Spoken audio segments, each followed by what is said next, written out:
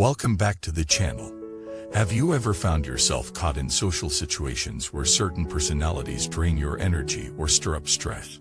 Have you wished for a way to step back with elegance and empathy rather than awkwardness or conflict? Today, we explore how to cultivate high emotional intelligence in managing difficult relationships, gently creating space without burning bridges or sacrificing your peace of mind.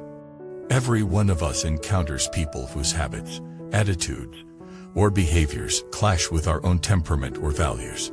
Perhaps it's the coworker who monopolizes every conversation, leaving you exhausted by midday, or a family member whose constant criticism chips away at your confidence. Social expectations often pressure us to endure these interactions, even when they harm our well-being. Yet suppressing frustration only deepens resentment, and outright avoidance can feel rude or hurtful. The key lies in finding a graceful middle path, one that honors your own boundaries while preserving respect and goodwill. First, begin by cultivating deep self-awareness. Notice how your body reacts before a difficult interaction. The tightening in your chest, the urge to speak quickly, or the impulse to flee. Acknowledge those physical signals as messengers of your inner needs.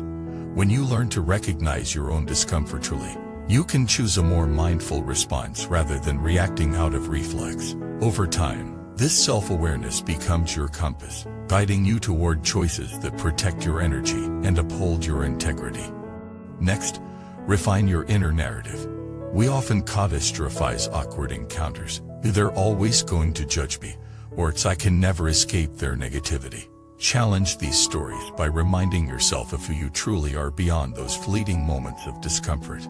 Reframe the situation. See the person's behavior not as a personal attack, but as an expression of their own struggles or habits.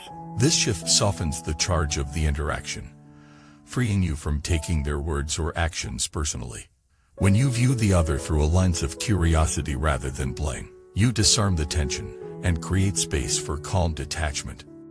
Once you've strengthened your self-awareness and shifted your internal story, you can begin to manage the actual interactions with greater ease. Use subtle nonverbal cues to signal your need for space. A gentle step back, a softening of eye contact, or a brief pause before responding. When conversation resumes, speak with intention. Choose words that are honest yet gentle, brief yet clear. For example, when the overt talkative colleague begins a monologue, you might say, "I appreciate your insights. Let's revisit this after I finish the report." Framing your boundary as a partnership. You can softens its edge and invites cooperation rather than confrontation. If the situation allows, craft small rituals of retreat that provide you with micro breaks. Carry a calming object, a smooth stone in your pocket, a scented hand lotion, and when tension rises, let your fingers trace its surface. Excuse yourself to refill your glass of water or to visit the restroom, using the break to recalibrate your breath and mindset. These brief pauses reset your emotional thermostat, preventing overwhelm and granting you renewed composure for the remainder of the interaction. Crucially, learn the art of honest yet compassionate communication. When a direct conversation is necessary, frame your message around your own needs rather than their faults. Use I statements. "I've noticed I feel drained when conversations go long without breaks. I need moments of quiet to stay focused." This approach shifts the emphasis from blame to self-care, making it easier for the other person to understand and respect your boundary. By owning your feelings and needs, you avoid labels like "you're annoying," and instead advocate for your well-being. Not every relationship requires a formal boundary discussion. Sometimes it's enough to gently adjust your social patterns. If certain gatherings feel heavy, arrive later or leave earlier, claiming another commitment. Rotate your social calendar so that no single draining person occupies every available slot. When invitations arrive, express genuine appreciation, and then offer an alternative time or setting that suits your comfort level. "Thanks for thinking of me.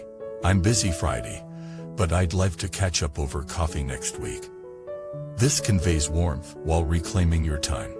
In the most challenging cases, when repeated gentle signals go unnoticed, you may need to widen your circle of support. Invest more in relationships that uplift you, Plan a relaxed dinner with friends who share your humor. Schedule a walk with someone who listens actively. Or join a community group where positivity flows freely.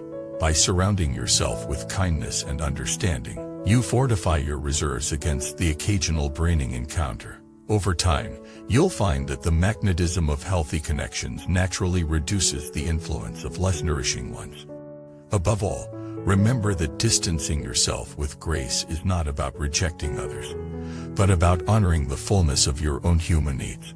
When you act with emotional intelligence, balancing self-care with empathy, you model healthy boundaries for those around you. People often mirror the respect they receive. By showing gentle firmness, you invite a more considerate and balanced exchange. And if some relationships shift or fade, they do so on a foundation of mutual understanding rather than hurt or resentment. Thank you for watching this video.